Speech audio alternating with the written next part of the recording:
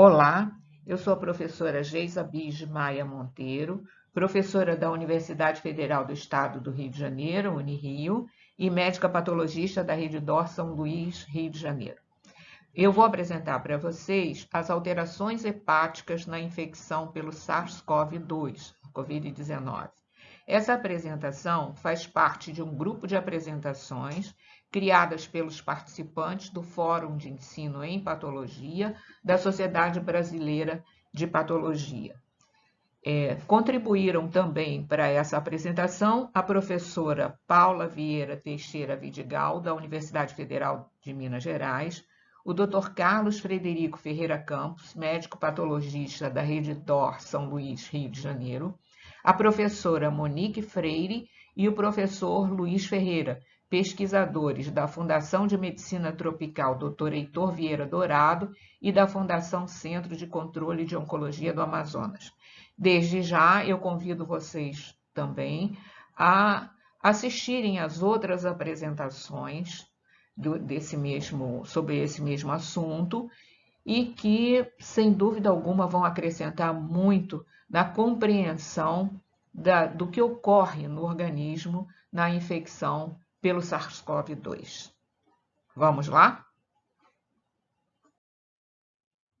Essa apresentação consta de uma breve introdução das características microscópicas do fígado normal, de alterações histopatológicas gerais que ocorrem no fígado, independentemente da etiologia, dos aspectos que nós encontramos no fígado na infecção pelo SARS-CoV-2, nos casos que nós estudamos, uma breve revisão da literatura e considerações finais. Em dezembro de 2019, surgiu na província de Wuhan, na China, um surto de pneumonia muito grave, sendo identificado um vírus responsável. Este pertence à família Coronaviridae e foi denominado SARS-CoV-2. A doença se alastrou rapidamente, atingindo todos os continentes e configurando uma pandemia acompanhada de alta mortalidade, principalmente na população mais idosa e naqueles que apresentam comorbidades. O SARS-CoV-2, através de espículas no seu envoltório, os spikes, se liga à enzima conversora de angiotensina 2, ECA2, que é uma proteína presente na superfície de células epiteliais de vários órgãos e que atua como receptor funcional. No fígado, a ECA2 está presente nos hepatócitos e em maior número nos colangiócitos. Devido às características da infecção com altíssima taxa de transmissibilidade, os estudos em necrópsias têm sido em número reduzido e geralmente essas necrópsias são parciais ou denominadas minimamente invasivas. Elas são dirigidas principalmente aos pulmões, um dos órgãos mais afetados, ao fígado e aos rins. O fígado, como maior órgão do corpo humano, constituído por uma rede vascular importante, ele é vulnerável à maior parte das agressões sofridas pelo organismo, independentemente de sua natureza, e, portanto, não passaria ileso por essa infecção. Entretanto, como veremos a seguir, os vários estudos publicados referem apenas poucas alterações inespecíficas no órgão. Quanto aos aspectos clínicos, na maior parte dos casos, os pacientes não apresentam sinais ou sintomas relacionados ao fígado. A alteração das provas de função hepática, segundo alguns relatos, é uma alteração leve, eventualmente pode ocorrer elevação da bilirrubina total também no início da doença, e a incidência dessas alterações varia muito, de 14% a 83% em pacientes internados. Pode ocorrer elevação de D-dímero também, e quando as alterações hepáticas ocorrem em casos leves, elas são transitórias e não deixam sequelas. Faremos aqui uma breve revisão da histologia do fígado. O fígado é um órgão parenquimatoso, constituído pelas células epiteliais, que são os hepatócitos, formando cordões, que são as trabéculas hepáticas. Cordões esses que são separados por espaços claros por onde circula o sangue, que são os sinusoides. Temos aqui o espaço porta, espaço porta esse constituído por duto biliar, veia porta e artéria hepática. Portanto, o sangue chega através do espaço porta, se dirige aos sinusoides e desemboca na vênula hepática terminal no centro do lóbulo. As substâncias que chegam ao fígado através da circulação, sejam elas substâncias medicamentosas, sejam elas substâncias vindas da alimentação, elas são detoxificadas no que nós chamamos de zona 3, que é a área que fica ao redor dessa vênula hepática terminal. É uma área onde nós temos um menor teor de oxigênio, mas é a área onde os hepatócitos têm uma maior atividade de metabolismo. Portanto, todas as substâncias são metabolizadas nessa região. O fígado reage às diferentes agressões, seja por alterações celulares, seja por resposta inflamatória aos diferentes agentes etiológicos, seja através de necrose, através de depósito de substâncias como lipídios, como glicídios, etc. E nós vemos aqui algumas das alterações mais comuns. Então, a mais comum delas é o edema celular, que é a degeneração hidrópica. O hepatócito fica arredondado, com citoplasma claro, como nós podemos ver na extremidade das setas. Uma outra alteração muito comum também é a esteatose, que é o depósito de lipídio no citoplasma do hepatócito. O hepatócito fica com o citoplasma claro, formando uma vesícula, como nós podemos ver aqui na extremidade das setas, e o núcleo rechaçado para a periferia, comprimido de tal forma que muitas vezes ele pode não ser identificado. Uma outra ocorrência comum é a colestase, que é o depósito de pigmento biliar. Esse pigmento biliar pode ser encontrado dentro da célula, como nós vemos no detalhe aqui, a colestase intracelular, ou então dentro dos canalículos biliares, formando esses agregados que nós vemos na extremidade da seta, com associação de resposta inflamatória ou não, dependendo da etiologia do processo. A necrose dos hepatócitos pode ser uma necrose isolada, como nós vemos aqui na atividade inflamatória lobular com necrose hepatocitária. Na extremidade da seta, nós vemos um hepatócito que está se tornando eosinofílico e envolvido por células inflamatórias, aqui no caso, linfócitos. Esse tipo de necrose é o que nós chamamos de apoptose, e essa necrose acaba por destruir esse hepatócito, ele se desgarrar da trabécula hepática e ser fagocitado por macrófagos. Ou então nós podemos ter necrose confluente, como nós podemos ver nos casos de isquemia, como nós podemos ver nas hepatites também. Essa necrose confluente é a necrose de um grupo de hepatócitos, às vezes formando pontes entre as áreas de necrose, e pode vir ou não acompanhado de células inflamatórias.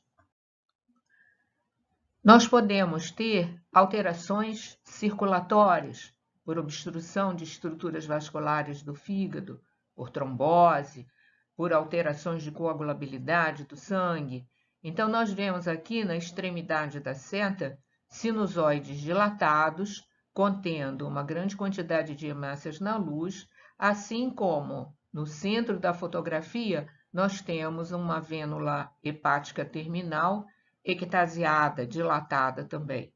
Essa congestão, ela pode vir associada ou não a alterações inflamatórias, a uma resposta inflamatória, e nós vemos na próxima foto, marcadas com a seta, a congestão vascular, aqui na zona 3, na vênula hepática terminal, associada à fibrose, mostrando que esse processo é um processo crônico, porque nós já temos aí destruição do parênquima com evolução para fibrose.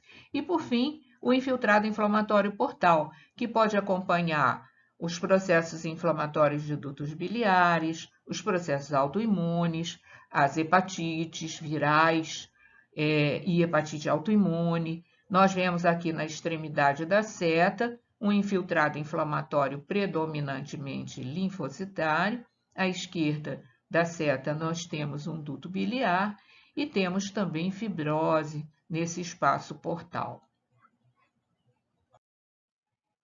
E qual seria a patogenia, então, das lesões hepáticas na COVID-19?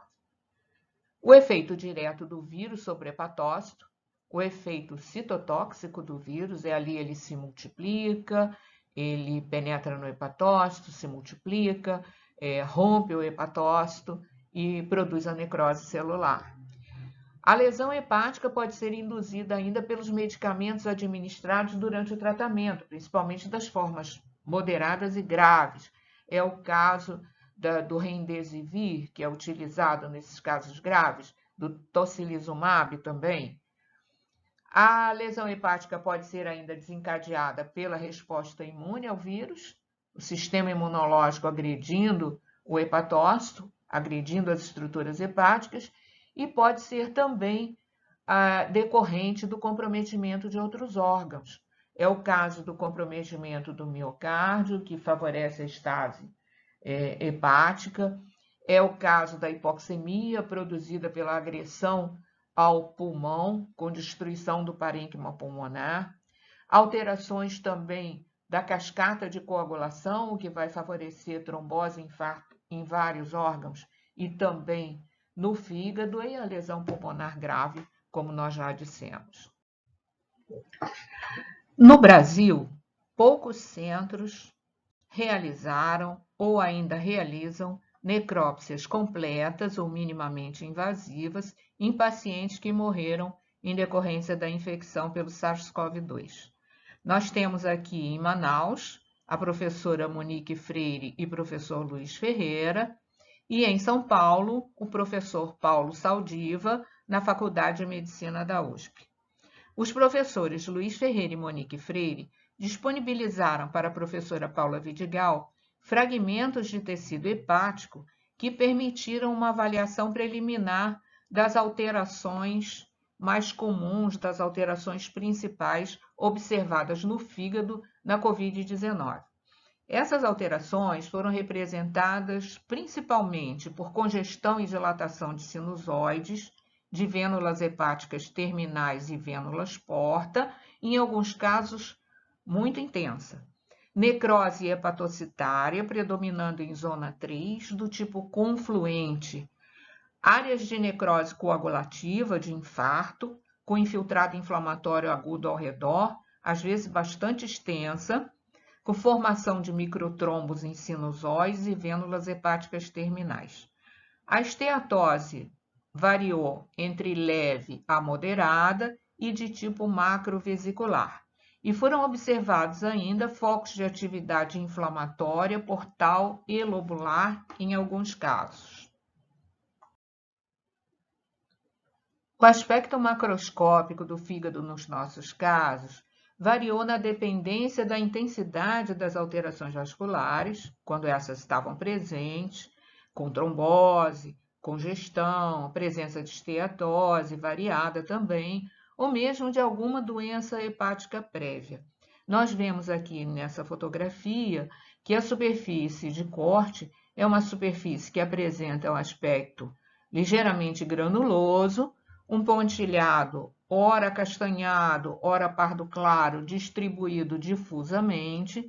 Não vemos aqui nenhuma área de necrose mais evidente, mas esse aspecto com esse pontilhado lembra muito o aspecto em noz moscada observado nos processos congestivos crônicos hepáticos. Nos casos estudados pela professora Paula Vidigal, predominaram as alterações circulatórias. Nós estamos vendo aqui, nessas primeiras microfotografias, nós vemos aqui nesse detalhe a vênula hepática terminal dilatada, na extremidade das setas, os sinusoides dilatados, com muita congestão, comprimindo as trabéculas hepáticas, que em algumas áreas já começam a desaparecer.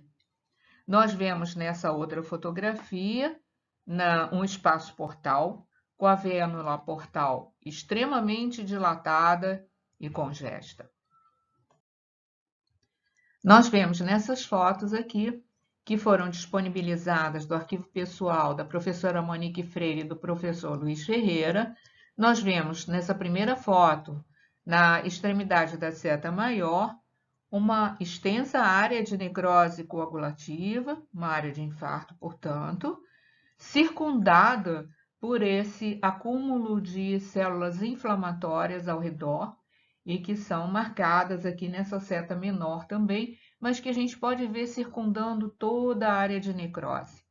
Na próxima microfotografia, nós vemos o espaço portal, onde na seta maior nós vemos também a área de necrose do tipo coagulativo e à esquerda, na seta menor, nós vemos vários hepatócitos esteatóticos. O infiltrado inflamatório também é observado em toda a extensão dessa fotografia.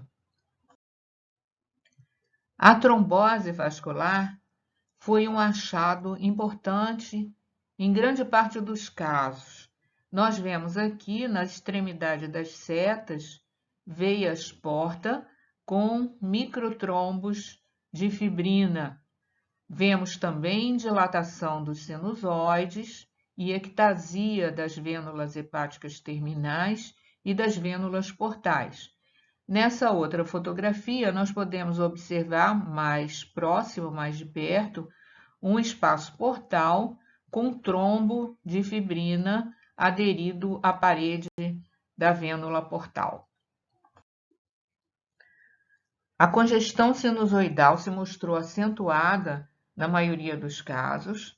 Isso predominou na zona 3, na área centrolobular, com uma extrema congestão dessas vênulas hepáticas terminais, e isso culminou com o desenvolvimento de necrose, como nós podemos ver aqui nessa fotografia. Então, na seta maior, nós temos a área que corresponderia ao centro do lóbulo, com extensa necrose, e essa necrose vai se irradiando em ponte para outras áreas centrolobulares, como nós podemos ver nessas setas menores. E na extremidade dessas regiões, nós podemos ver espaços portais, aqui corados em azul, isso é uma coloração, é um tricrômico de Masson. Nós podemos ver a congestão também nas vênulas portais, mas as áreas de necrose vão se fazendo aqui em pontes, como nós podemos ver muito bem nessas setas menores.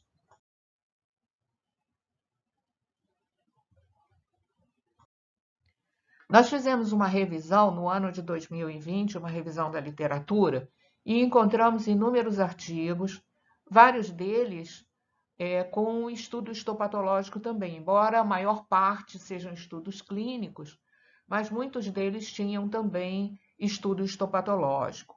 E quando abordado esse estudo histopatológico, ele dava ênfase muito grande às alterações pulmonares, já que a maioria desses pacientes morrem por um comprometimento muito grave do parênquima pulmonar, com destruição muito grande do parênquima pulmonar.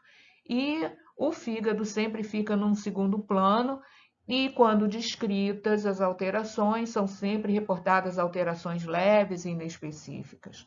O primeiro trabalho que menciona fígado é o trabalho de Chu e colaboradores, em fevereiro de 2020, num caso de autópsia, onde ele observou alterações hepáticas muito leves, representadas por esteatose, um discreto infiltrado inflamatório portal e congestão sinusoidal. A partir daí, todos os outros artigos que mencionam o fígado repetem essas alterações leves e inespecíficas. Entretanto, em julho de 2020, surgiu um trabalho realizado por Sonzoni e colaboradores, um trabalho de pesquisadores italianos, e eles observaram também alterações vasculares muito importantes, com necrose do fígado, congestão acentuada, alterações circulatórias e essas alterações foram muito semelhantes às que nós encontramos nos casos que estudamos aqui no Brasil. A partir daí, então, todos os outros trabalhos que vieram a seguir mencionam apenas alterações leves e inespecíficas. Nesse trabalho realizado por Sonzoni e colaboradores, eles descrevem alterações circulatórias, alterações vasculares, muito semelhantes às alterações que nós encontramos nos nossos casos de estudo.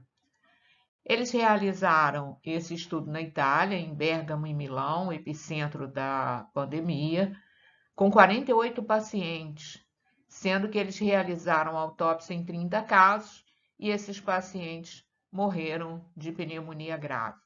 Nenhum deles apresentava sinais ou sintomas de insuficiência hepática antes ou durante a internação. 53,3% dos pacientes eram hipertensos e o restante não apresentava comorbidades. Eles fizeram ainda testagem por hibridização in situ nesse tecido hepático e encontraram SARS-CoV-2 em 15 das 22 amostras testadas.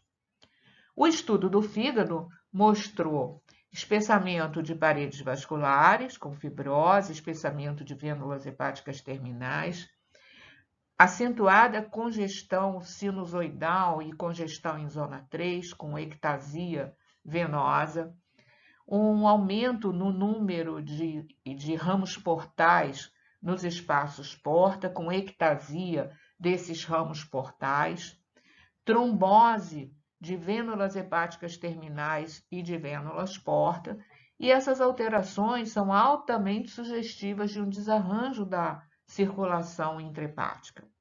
Os autores acreditam que essas alterações sejam causadas por alterações sistêmicas induzidas pelo vírus, já que ele atinge não só o parênquima pulmonar, mas também o sistema cardiovascular, a cascata de coagulação e o endotélio dos vasos sanguíneos. Os autores referem ainda que essas alterações são similares àquelas alterações que são observadas na síndrome hepatopulmonar e na venopatia obliterativa portal por outras causas. Concluindo, então, pacientes com infecção por SARS-CoV-2 raramente apresentam sinais ou sintomas de comprometimento hepático. A alteração bioquímica mais frequente é a elevação das enzimas hepáticas, que muitas vezes já está presente no início da infecção.